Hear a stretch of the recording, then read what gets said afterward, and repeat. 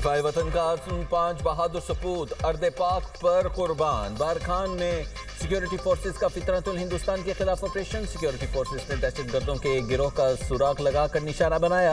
कार्रवाई के दौरान 7 दहशतगर्द जहन्नुम हासिल किया। एसपीआर के मुताबिक मारे गए दहशतगर्दों के कब्जे से असलहा, गोला बारूद और धमाका खेज मवाद भी बरामद। शदीद फायरिंग के तबादले में मेजर समेत 5 जवान शहीद हुए। शोहदा में मेजर तौसीफ अहमद भट्टी, नाइक फिदा हुसैन, सिपाही सुहेल अहमद, सिपाही जाकिर हुसैन और सिपाही मोहम्मद अयाज शामिल हैं। इलाके में सरगर्म दीगर दहशतगर्दों के खात्मे के लिए क्लियरेंस ऑपरेशन जारी है। अज़्म इस्तेहकाम के तहत जारी इंसदादी दहशतगर्दी मुहिम पूरी कुव्वत से जारी रहेगी। मुल्क से बैरूनी सरपरस्ती में होने वाली दहशतगर्दी का मुकम्मल खात्मा किया जाएगा। वज़ीर दाखिला मोहसिन नकवी का शोहदा को खिराज अकीदत, शोहदा के लवाहिकीन से दिली हमदर्दी और ताज़ियत का इजहार। कहा मेजर तौसीफ अहमद और जवानों ने बहादुरी के साथ खवारिज को जहन्नुम वासिल किया। भारतीय स्पॉन्सर्ड दहशतगर्दों के मज़मूम अज़ाइम को नाकाम बनाया। मेजर तौसीफ अहमद और दीगर शोहदा की कुर्बानियों को सलाम पेश करता हूँ। वज़ीर आला बलोचिस्तान ने कहा शोहदा का खून रायगा नहीं जाएगा। दहशतगर्दी के नासूर के मुकम्मल खात्मे तक जंग जारी रहेगी। अमेरिकी सदर का चीन में रेड कार्पेट इस्तकबाल। चीन के नायब सदर होंग येंग और आला हुकाम ने इस्तकबाल किया। सदर ट्रंप चीनी हम मनसब शी जिनपिंग से मुलाकात करेंगे। ईरान जंग से मुतालिक मामलात पर तबादला ख्याल होगा। आलमी मईशत से मुतालिक अमूर भी ज़ेर ख़ौर आएंगे। टैरिफ जंग और तवानाई बहरान के बाद ये पहली बड़ी मुलाकात होगी। रवानगी से पहले डोनाल्ड ट्रंप ने कहा था कि सदर शी जिनपिंग से चीन को मजीद खोलने की दरख्वास्त करूंगा ताकि अमरीकी टेक्नोलॉजी माहिरीन चीन को मजीद तरक्की की राह पर ले जाएं। अमरीकी सदर के वफ्द में अहम शख्सियात शामिल। टेस्ला के बानी इलॉन मस्क, एनवीडिया के सीईओ जेनसन हुआंग वफ्द का हिस्सा। एप्पल के CEO Tim Cook, BlackRock CEO Larry Fink और दीगर भी वफ्द में शामिल। अमरीकी सदर ट्रंप ने इससे पहले 2017 में चीन का दौरा किया था।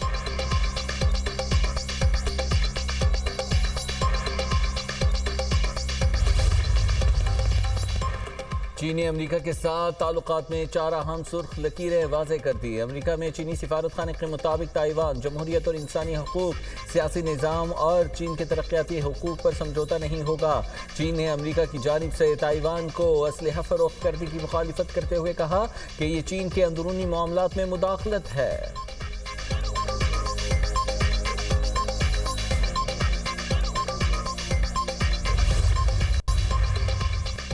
कोकेन डीलर अनमोल पिंकी की गिरफ्तारी के मामले में नया मोड़। ज़राए के मुताबिक मनशियात डीलर को नवाब टाउन लाहौर से गिरफ्तार करके कराची मुंतकिल किया गया। व्हाट्सएप ऑन होने पर मुलजिमा को ट्रेस किया गया। कराची पुलिस के गार्डन में छापे पर सवालात उठ गए। वीडियो में देखा जा सकता है कि पुलिस अफसरान इत्मीनान से दरवाजे पर पहुंचे। इतने ही इत्मीनान से अनमोल ने दरवाज़ा खोला। मर्द एहलकार खवातीन एहलकारों के साथ फ्लैट में दाखिल हुए। अनमोल पिंकी की तलाशी ली गई। असलहा और मनशियात की बरामदगी दिखाई गई और मुलजिमा की गिरफ्तारी डाल दी गई।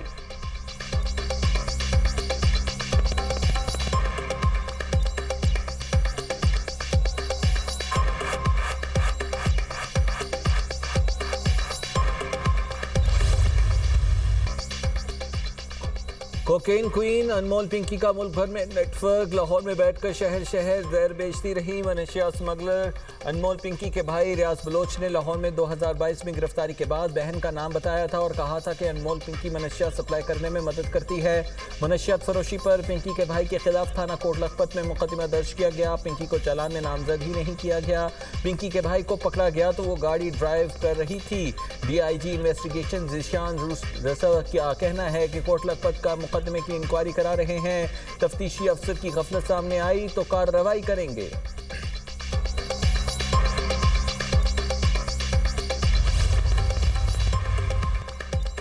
कराची की अदालत ने कोकेन क्वीन अनमोल पिंकी का 3 रोज़ा जिस्मानी रिमांड दे दिया। पुलिस ने सेंट्रल जेल कराची से मनशियात डीलर अनमोल और पिंकी को तहवील में ले लिया।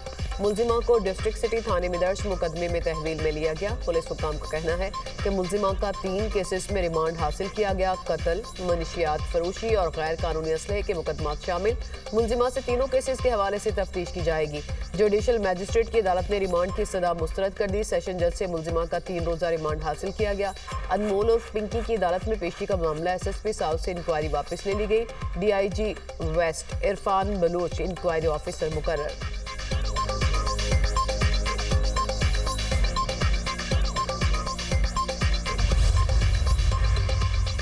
मनशियात के कौन कौन खरीदार, फहरिस्त दरकार। सेनेट की क़ैमा कमेटी बराए दाखिला का इजलास, अनमोल और पिंकी केस ज़ेर बहस। चेयरमैन फैसल सलीम ने कहा कि DGANF को हिदायत करें कि पिंकी जिनको मनशियात सप्लाई करती थी उनकी लिस्ट फराहम की जाए। पिंकी जिन लोगों को मनशियात देती थी वो जितने बड़े अफसर हों उनके नंबर शेयर करें, उन सबको रिहैब सेंटर भिजवाऊंगा। सेनेटर सैफुल्लाह अबड़ो ने सिंध पुलिस के हुकाम को तलब करने का मुतालबा कर दिया। बोले ये सूबाई नहीं मनशियात का मामला है।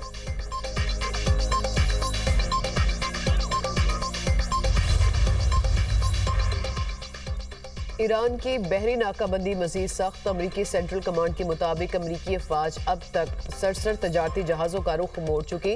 हुक्म अदूली करने वाले 4 जहाज़ों को नाकारा बनाया गया। मुतादिद जहाज़ों को ईरानी बंदरगाहों तक रसाई से रोक दिया गया। इस हफ्ते मजीद 2 तजारती जहाज़ों को वार्निंग के बाद वापस जाने पर मजबूर किया गया। इंसानी इमदाद ले जाने वाले 15 जहाज़ों को खुसूसी इजाज़त के तहत गुजरने दिया गया।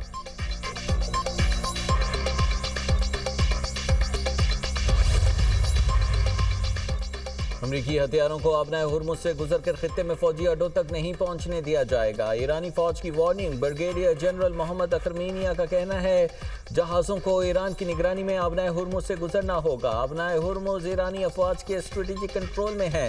बाज़दारान इनकलाब का कहना है ज़रूरत पड़ने पर यह आबी गुजरगा अमरीकी अफवाज के लिए कब्रिस्तान बनाई जा सकती है।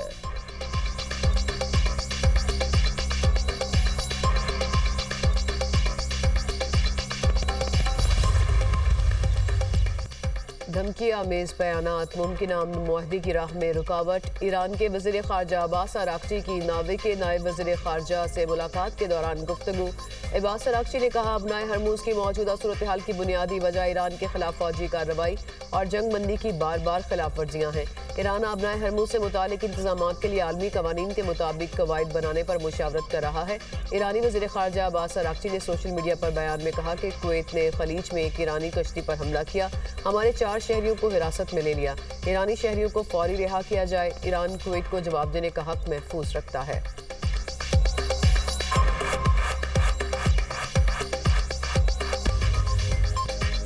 वज़ीर-ए-आज़म की ज़ेर सदारत छोटे और दरमियाने दर्जे की सनत की तरक्की के लिए हुकूमती इक़दामात पर जायज़ा इजलास। शहबाज शरीफ ने कहा छोटे और दरमियाने दर्जे की सनत मईशत की तरक्की और बरामदात में इजाफे के लिए भरपूर सलाहियत रखती है।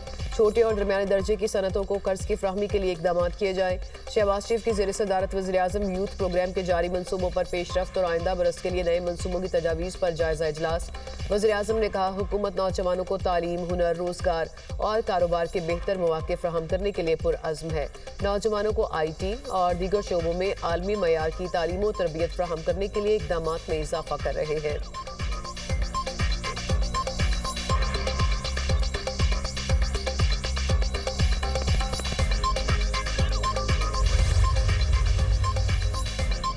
पाकिस्तान और चीन मिलकर तरक्की की मंजिलें तय कर रहे हैं। पाकिस्तान की डिजिटल मईशत तेजी से फ़रोग़ पा रही है। पाक चीन डिजिटल राहदारी से रोज़गार के मौक़े पैदा होंगे। नायब वज़ीर-ए-आज़म इस अफ्तार का तकरीब से खिताब। कहा पाकिस्तान को जब भी ज़रूरत पड़ी चीन ने भरपूर साथ दिया। तालीम, सेहत, मौसमियाती तब्दीली और दीगर शोबों में चीन से मिलकर काम कर रहे हैं। पाकिस्तान सरमायाकारी के लिए पुरकशिश मकाम बनता जा रहा है। सीपैक तवानाई और राबितों के हवाले से गेम चेंजर मनसूबा है।